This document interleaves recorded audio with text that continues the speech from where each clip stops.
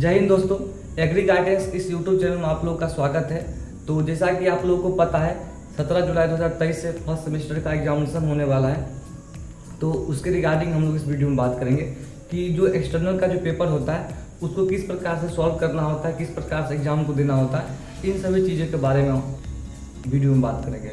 तो सबसे पहले क्या आता है, जो एक्सटर्नल का जो पेपर आता है वो 50 नंबर का होता है। पूरे पेपर को दो भाग में डिवाइड किया जाता है, पार्ट ए और पार्ट बी।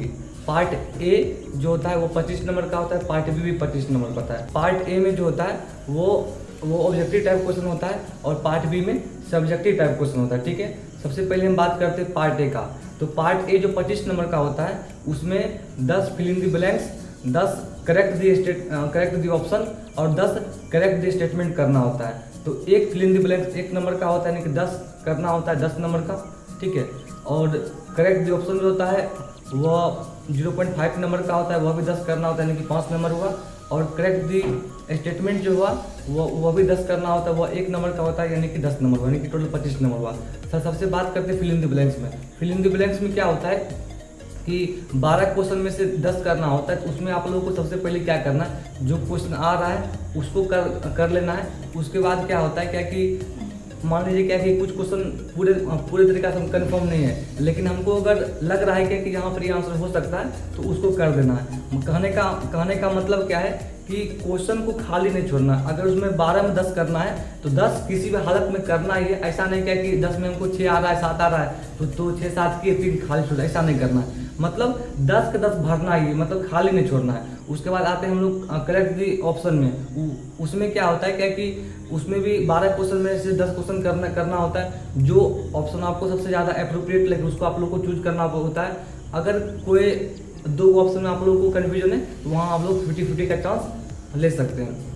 उसके बाद आते हैं करेक्ट दी स्टेटमेंट। उसमें क्या होता है क्या कि करेक्ट दी स्टेटमेंट में क्या होता है क्या कि जहाँ पर जो वर्ड आप लोगों को गलती लगे उसको अंडरलाइन कर देना है। और क्या होता है लास्ट में जगह स्पेस खाली होता है उसमें उसका आंसर लिख देना है। और क्या होता है मान लीजिए क्या कि आप लोगों को कहीं कुछ नहीं आ रहा है तो उसमें क्या होता है अपोजिट वर्ड लिखना होता है। जैसे क्या कि कहीं अगर ऑप्शन में लिखा हुआ इंक्रीज, तो अगर आप लोग को नहीं आ रहा है तो वहाँ इंक्रीज लिखा हुआ है तो आंसर में कर दीजिए डिक्रीज। कहीं अगर मच लिखा हुआ है तो उसको कर दीजिए लेस। कहीं अगर हायर लिखा है तो उसको कर दीजिए लोअर। इस प्रकार से जो भी अपोजिट वर्ड लिखा हुआ है, कहीं अगर मोनोपोलर लिखा हुआ है तो उसको कर दीजिए बाइपोलर। इस प्रकार जो भी अपोजिट वर्ड है उसको करना होता है। Most of the correct statement जो होता है वो अपोजिट वर्ड से आप लोग को बन जाएगा। तो इस प्रकार से हम लोग भी पेपर ए को सॉल्व कर लेंगे। पेपर ए जो होता है उसके लिए आप लोग को 30 मिनट का मिलता है समय।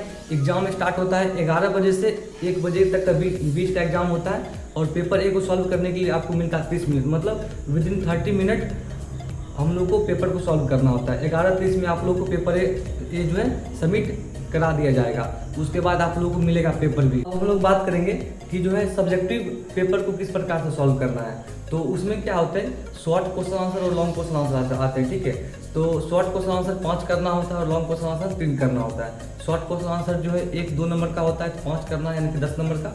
लॉन्ग क्वेश्चन आंसर जो होता है 3 करना होता है और 1 5 नंबर का 15, यानी कि टोटल जो है 25 नंबर का होता है। अब हम लोग बात करेंगे कि शॉर्ट और लॉन्ग क्वेश्चन आंसर में कितना पेज लिखना होता है। ठीक है, जैसा कि अगर शॉर्ट क्वेश्चन हो तो उसका आंसर जो है 2 साइड, जैसे क्या कि एक पेज में दो साइड होता है, एक साइड सेकंड साइड होता है। ठीक है, जो शॉर्ट क्वेश्चन होता है उसमें 2 साइड लिखना है, मतलब कम से कम एक साइड लिखना है और अधिक से अधिक हमको 2 साइड लिखना है। ठीक है, जो लॉन्ग क्वेश्चन पेपर होता है उसमें 3 साइड, मतलब 1 2 और 3 साइड, कम से कम 3 से 4 साइड हम लोग उसमें लिख सकते हैं, लेकिन 4 साइड से अधिक नहीं लिखना। अब हम लोग बात करेंगे कि शॉर्ट और लॉन्ग क्वेश्चन में सबसे पहले हम लोग को किसको करना है। तो अगर लॉन्ग क्वेश्चन अगर आप लोग को आ रहा है, जैसे कि 3 करना होता है, अगर आप लोग को 2 भी आ रहा है तो पहले हम लोग लॉन्ग क्वेश्चन को करेंगे। क्योंकि क्या होता है अगर हम लोग शॉर्ट क्वेश्चन को करते हैं तो क्या होता है अंतिम में टाइम घट जाता है, टाइम कम पड़ जाता है। तो क्या होता है कि लॉन्ग क्वेश्चन आंसर अगर आप लोग का अगर 1 भी छूट गया तो उसमें 5 नंबर मतलब 5 नंबर कट जाएंगे। अगर हम लोग पहले लॉन्ग करते हैं उसके बाद शॉर्ट करते हैं, तो अगर शॉर्ट के लिए टाइम कम भी है, अगर हम उसमें थोड़ा बहुत भी कुछ लिख देंगे तो उसमें हमको 1 नंबर मिल जाएगा और मतलब कि 1 नंबर ही कटेगा। तो आप लोग को हमेशा यह चीज़ ध्यान देना कि अगर लॉन्ग क्वेश्चन आ रहा है तो सबसे पहले लॉन्ग क्वेश्चन को ही करना है ताकि टाइम मैनेजमेंट हो सके। क्योंकि एग्जाम में टाइम मैनेजमेंट एक इम्पॉर्टेंट एस्पेक्ट होता है। और जैसे ही 1 बज जाएगा उसके बाद आप लोग को 1 सेकेंड भी एक्स्ट्रा टाइम नहीं दिया जाएगा, इतना हार्ड एग्जाम होता है। तो हमेशा ध्यान रखना है क्या कि लॉन्ग क्वेश्चन से ही एग्जाम को स्टार्ट करना। जिससे मान लेते हैं क्या कि अगर कोई क्वेश्चन कुछ नहीं आ रहा है तो सबसे पहले जो टॉपिक उसको हम लोग को डिफाइन करना है, उसके बारे में उसका क्या यूज या उसका क्या एप्लीकेशन उसको लिखना है, उसका क्या एडवांटेज उसको लिखना है, उसका क्या एडवांटेज उसका क्या डिसएडवांटेज उसको लिखना है। और ये क्या कि जब भी हम लोग लिखेंगे तो थोड़ा सा बड़ा में लिखेंगे, थोड़ा सा स्पेस देख लिखेंगे और पॉइंट वाइज लिखेंगे। अगर हम लोग पॉइंट वाइज आंसर को लिखते हैं तो उससे फायदा क्या होगा कि जो भी टीचर या जो भी लोग हमारी कॉपी को पढ़ेंगे उनको हमारी बातें अच्छी तरीके से समझ में आती है, और वो भी चाहते हैं कि जो भी स्टूडेंट कंटेंट को लिखे वो पॉइंट वाइज लिखे ताकि जो स्टूडेंट लिख रहा है वो समझ में आए। ठीक है, तो हमेशा ध्यान रखना कि पहले लॉन्ग क्वेश्चन आंसर करना है, उसके बाद अब हम लोग शॉर्ट पे आते हैं। शॉर्ट जो 7 में से 5 करना होता है, तो जब हम लोग शॉर्ट मान लीजिए कि एक शॉर्ट में हमको 4 आ रहा है, 1 नहीं आ रहा है, तो हम पहले क्या करेंगे, जो शुरू का जो 2-3 क्वेश्चन होगा वो हम वैसा लिखेंगे जो हमको एकदम सही आ रहा है। उसको लिखने के बाद बीच में हम जो हमको नहीं आ रहा है सबसे पहले हम क्या करेंगे, उसमें उस टॉपिक को डिफाइन कर देंगे। अगर नहीं आ रहा है तो उसका क्या एडवांटेज उसको लिख देंगे, उसका क्या डिसएडवांटेज, मतलब क्या कि कम से कम 2-3 मतलब क्या 1 से 2 पेज को भर देना है, इस प्रकार से लिखेंगे।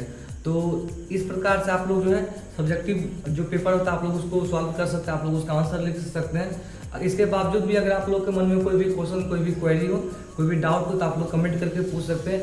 एग्री गाइडेंस परिवार की तरफ से आप लोगों को एग्जाम के लिए बेस्ट ऑफ लक। अपने और इस वीडियो को अपने दोस्तों के बीच, अपने सहपाठियों के बीच, अपने मित्रों के बीच, अपने व्हाट्सएप ग्रुप में जरूर शेयर करें ताकि उन लोगों को भी पता चल सके कि किस प्रकार को एग्जाम करना है। अगर कोई क्वेश्चन नहीं आए तो उस कंडीशन में क्या करना है। बहुत बहुत धन्यवाद।